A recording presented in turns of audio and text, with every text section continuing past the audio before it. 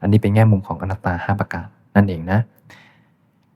เมื่อเห็นอนิจจังจะเห็นความเป็นทุกขังแล้วจะเริ่มเห็นอนัตตาเมื่อเห็นอนัตตาเนี่ยจะมีแง่มุมคือความเป็นของธรรมชาติรูปเป็นของธรรมชาติไม่ใช่ตัวตนเป็นเวทนาเป็นธรรมชาติสัญญาเป็นธรรมชาติสังขารเป็นธรรมชาติวิญญาณเป็นธรรมชาติผู้รู้ผู้ถูกรู้เป็นธรรมชาติทั้งหมดเป็นของธรรมชาติไม่ใช่ของเราอย่าไปเอามาเป็นของเราเห็นว่าสรรพสิ่งเป็นไปตามเหตุปัจจัยนั่นเป็นสภาพของอนัตตาทั้งหมดเห็นว่าบังคับบัญชาไม่ได้เป็นสภาพว่างเกิดขึ้นแล้วก็สลายหายไปเป็นสภาพอนัตตาทั้งหมดเคยปวดหายปิติเคยเกิดหายสุขเคยเกิดหายจิตตั้งมั่นอยู่เคยเกิดหายจิตปล่อยอยู่เคยเกิดหายว่างหายไปทั้งหมดเป็นอนัตตาทั้งหมดและสิ่งใดที่เป็นไปตามเหตุปัจจัยจะเป็นตัวเป็นตนได้อย่างไรและสิ่งใดที่เปลี่ยนแปลงสิ่งนั้นคืออนัตตาทั้งหมดนะ